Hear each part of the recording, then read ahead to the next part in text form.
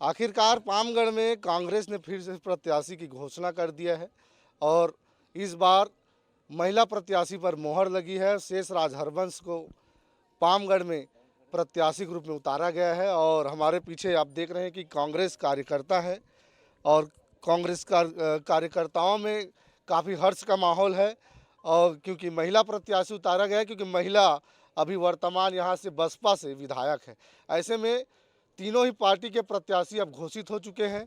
अब रण सज चुका है और चुनावी बिगुल जो है वो बच चुकी है। अब देखना होगा कि पामगढ़ की जनता किस पर मोहर लगाती है और कांग्रेस के कार्यकर्ता इस बार कितना दमखम के साथ जनता जनार्दन के बीच जाती है और क्या कुछ वादे और सरकार की घोषणा और सरकार के कामकाज को बताते हैं। ऐसे में हमारे साथ बात करने के लिए मनोज तिवारी जी हैं। बात कर ले, कैसे देखते हैं कि पामगढ़ में आखिरकार महिला प्रत्याशी और शेषराज हरबंश पर पार्टी ने विश्वास जताया है?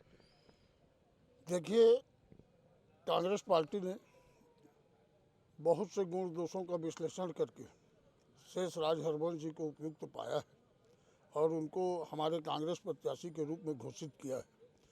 शेषराज हरबंश जी 2013 से लगातार पामगढ़ विधानसभा क्षेत्र में सक्रिय रही। हर के सुख दुख सामाजिक कार्यक्रम है, गांव स्तर का कार्यक्रम है, हर में आते जाते और अपने सहभागिता पार्टी के कार्यक्रमों में बढ़ चढ़ के सहभागिता उनकी रही है। निश्चित ही उसके प्रत्याशी घोषित होने से पामगढ़ विधानसभा क्षेत्र में एक खुशी का लहर है। प्रत्याशी और पार्टी दोनों के प्रति खुशी का लहर है। आम जनता कांग्रेस को वोट देना तो चाह ही रही है, लेकिन हमारे प्रत्याशी शेषराज हरबंश घोषित होते ही उनके उत्साह में और चार चांद लग गया है कि हमने जो मांगा सो पाया। ये लोगों में बना हुआ है माहौल। और निश्चित ही आज दीदी टिकट डिक्लेयर होने के पहले सुबह शिवरी नारायण भगवान गिरौदपुरी धाम गुरुद्वारा और भगवान लक्ष्मणेश्वर के दर्शन किए हैं। पामगढ़ विधानसभा का आत्मा और शरीर, शिवरी नारायण आत्मा है तो खराउत शरीर है। आज उसकी दर्शन करके अपने विजय की कामना की है, क्षेत्र की खुशहाली की कामना की है, अपने को इस क्षेत्र के सेवा का अवसर प्रदान करने का भगवान से कामना की है कि मुझे इस क्षेत्र का अवसर प्रदान करे, जनता मुझे सहयोग दे, आशीर्वाद दे।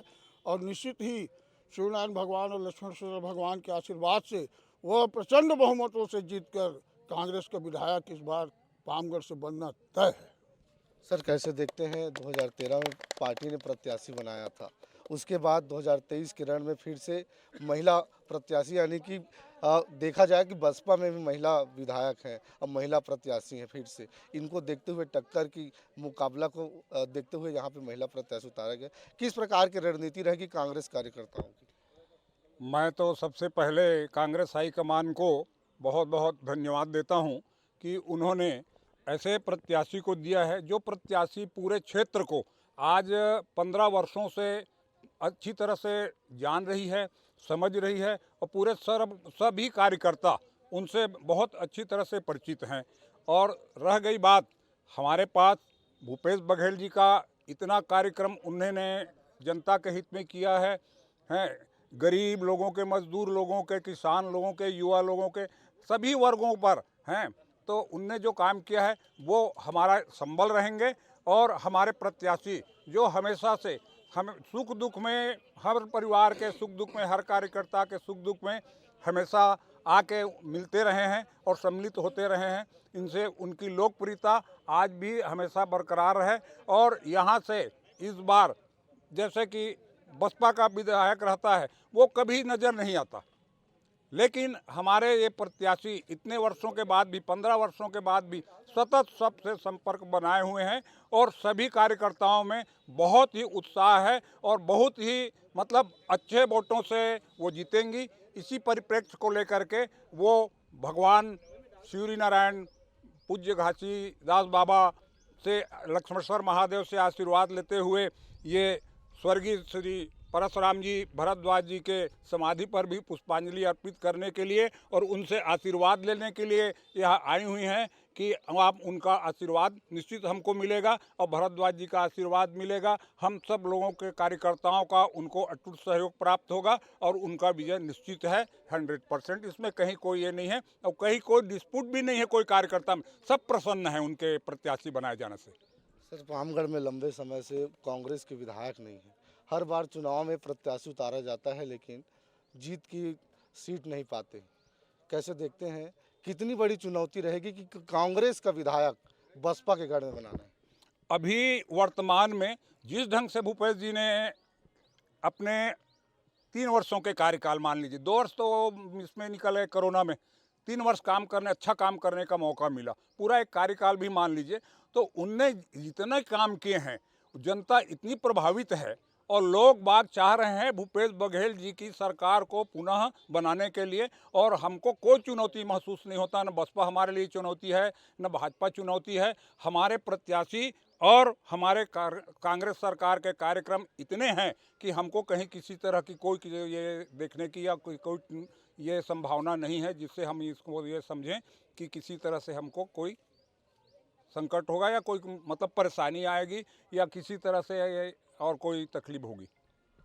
हमारे साथ और कुछ लोग हैं, पार्टी के कार्यकर्ता हैं। आप देख सकते हैं, बात लगातार आ रहे हैं। यहाँ पे युवा हैं हमारे साथ, युवाओं की मन की बात जान लेते हैं क्योंकि लगातार कांग्रेस सरकार युवाओं की बात करती है। कैसे देखते हैं सोनू भैया कि कांग्रेस ने प्रत्याशी, महिला प्रत्याशी और शेषराज हरबंश पर मोहर लगाया है?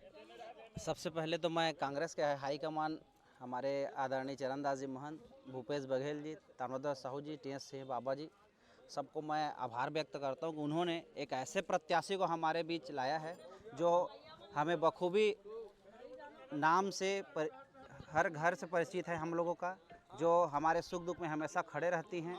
शेषराज दीदी एक ऐसा नाम है जिनको कांग्रेस पार्टी ने पामगढ़ विधानसभा के लिए प्रत्याशी बनाया है और हमको बहुत ज़्यादा खुशी हो रही है कि हमारे बीच ऐसी प्रत्याशी खड़ी हैं जो हमें हमेशा याद करते रहती हैं, जनता के दुख दर्द को समझती हैं और सबकी भावनाओं का कदर करती हैं।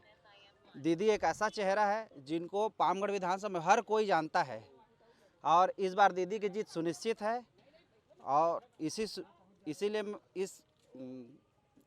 हमारे साथ पिंटू भैया हैं। भैया, पिंटू भैया कैसे देखते हैं पंजा के छाप पर बटन दबाना और किस प्रकार की रणनीति रहेगी? लोगों को क्या कुछ प्रेरित करेंगे जो पंजे के निशान पर पंजे के बटन को दबाएंगे? सबसे पहले तो हमारे भूपेश बघेल और माननीय चरणदास महंत और दीपक भाई जी हम बहुत बहुत बधाई देते हैं और खबर की आज हमारे पामगढ़ के जनता के सबसे मांग रही है कि शेषराज हरबंश दीदी ला टिकट दें और वो आज एक काम ला करीस, इसलिए पामगढ़ जनता की ओर से 100% हम शेषराज दीदी ला जिताबो और ओला एक गिफ्ट देवो जो पामगढ़ जनता के लिए वो बोल के गई से कि मोला एक बार तुम पामगढ़ जिता के देवा तो 100% हम अब वोट के अंतर भी इतना कर रही हम पामगढ़ विधानसभा जीतबो। काबर कि भूपेश बघेल के जितना जनकारी योजना है वो आज जनता के बीच में है और जनता चाहत है कि छत्तीसगढ़ में भूपेश सरकार फिर से आए और हरबंश दीदी ला हम जिता के देबो और सब कोई मिल के कांग्रेस पार्टी ला जिताबो। तो ये थे कांग्रेस कार्यकर्ता और कांग्रेस कार्यकर्ताओं का कहना है कि पामगढ़ में इस बार पंजा जीतेगा, पंजा का विधायक, कांग्रेस का विधायक पामगढ़ में बनेगा। और हमारे साथ पुराना कार्यकर्ता है, थोड़ा 2 मिनट इनसे भी जान, पामगढ़ में कितनी बड़ी चुनौती रहेगी बताइए? बोलो बोलो। नारद 24 न्यूज़ का बहुत बहुत धन्यवाद है। मैं कल्याण सिंह बर्मन, सचिव जिला कांग्रेस कमेटी जांजगीर चांपा से बोल रहा हूँ। ये पामगढ़ विधानसभा हमारे दीदी शेषराज हरबंश जी को प्रत्याशी दिए हैं, उनको बनाए गए हैं और विगत 2013 में भी चुनाव लड़े थे, उनको काफ़ी अनुभव हैं और इस पंचवर्षीय में माननीय भूपेश बघेल जी हमारे कांग्रेस की सरकार ने आम जनताओं के लिए बहुत सारा काम किए हैं, चाहे स्वामी आत्मानंद स्कूल खोले हैं, किसानों का कर्जा माफ़ किया है, बिजली बिल हाफ किए हैं और राजीव गांधी न्याय योजना के तहत भी उनको सम्मान निधि राशि दी है। इसलिए क्षेत्र की जनता स्वस्फूर्त आज कांग्रेस के पक्ष में है, संगठन भी कांग्रेस के पक्ष में है और हमारे जितने भी हमारे कार्यकर्ता हैं सभी स्वतः ही कांग्रेस के पक्ष में हैं और दीदी का जो 10 साल का उन्होंने पामगढ़ क्षेत्र में जनसंपर्क अनुभव है उनको भी फायदा मिल रहा है। तो निश्चित रूप से इस बार पामगढ़ में कांग्रेस का प्रत्याशी प्रचंड बहुमत से जीतेगी। ये कांग्रेस कार्यकर्ता थे और कांग्रेस कार्यकर्ताओं का कहना है कि विजन संकल्प उन्होंने ले लिया है और पामगढ़ में इस बार कांग्रेस के विधायक बनना तय है। अब देखना होगा कि आने वाले समय में क्या शेषराज हरवंश को पामगढ़ की जनता जो है जिताकर और विधानसभा में अपने मुद्दों को लेकर विधानसभा भेजेगी। अभी के लिए नारा 24 की टीम को दीजिए इजाज़त। फिर मुलाकात होगी नया दावेदार के साथ, नया प्रत्याशी के साथ, नया विधानसभा के साथ। नमस्कार, जय जोहार, जय छत्तीसगढ़।